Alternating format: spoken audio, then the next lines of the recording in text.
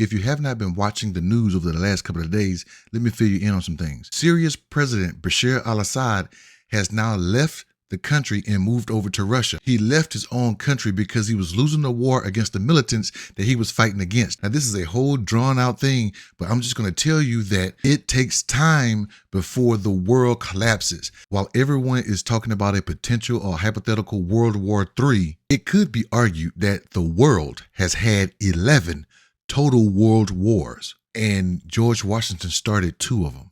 You don't have to like it, just read the history. It's there. Now let's go back to 2008, around Barack Obama's presidency. You had some militants fighting Bashar al-Assad in Syria. You know, maybe he was being a tyrant, a dictator. I'm not going to get into the weeds of it. But you had a proxy war between Russia and the United States in Syria. Vladimir Putin was protecting Bashar al-Assad and the government, and you had the United States protecting the militants. For whatever reason, we sided with them. Let's keep going. You had Russia and the United States fighting each other in Syria. And we did that for a number of years. Now, Russia had its own issues. Russia was saying, hey, I want to act like Hitler and bring all the Russian-speaking people back under my fold. I want living space, go look up the German term for that, for my Russian-speaking people. So he went and got Crimea. He got that under Obama. He's fighting Ukraine under Biden. He's trying to take back Russian territory. All of this happened because of what went down in 1914, World War I. In 1919, during the Paris Peace Conference, they cut up the Central World to include parts of Russia, Germany, and a lot of other places. They split up the Ottoman Empire, and we've been dealing with this since 1919.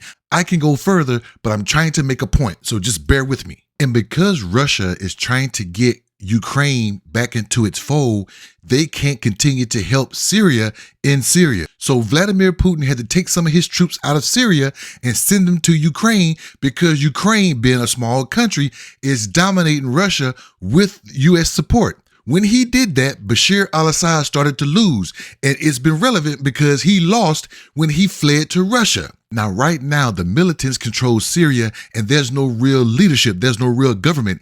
And Russia and Syria are weak now. And do you want to know how I know? Because Russia just asked Turkey to help them get their troops out of Syria. How can Russia be a global power when they're asking another smaller country to help them get their troops out of another country? Now, you got Ukraine and its issues. You got Russia and its issues. You got Turkey and Syria and their issues. You got a lot of stuff going on in the Middle East in those central powers, to include what's going on between China, Japan, Taiwan, North and South Korea. You might not be able to see this long list, but these are the events leading up to World War I. That's a 48-year span from 1866 to 1914. I'm showing you that to show you that world wars don't just happen. It takes years, if not decades. The reason why we had 9/11, it wasn't because it happened September 11th. It wasn't because it happened in 1993 with the first World Trade Center attack.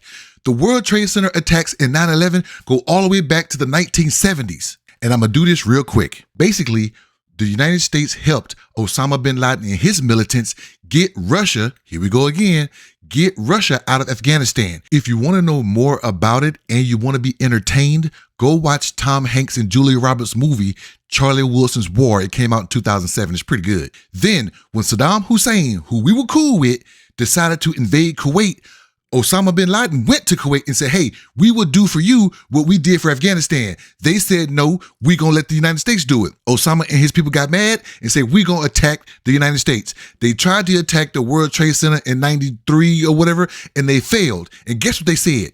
We will be back.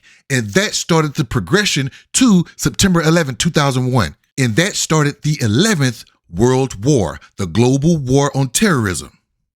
I say all of that to say this. We have got to pay attention, not just about what's going on in our country, which is very important, but we also need to be cognizant of what's going on around the world. And what pisses off a lot of people is that America, in a time like this, again, most people are not even thinking about this stuff because it's not on their radar. They're worried about their pockets, and I agree with that. They go out and vote for Donald John Trump to go back into that White House and deal with all this because for some strange reason, they think he can. What do you think?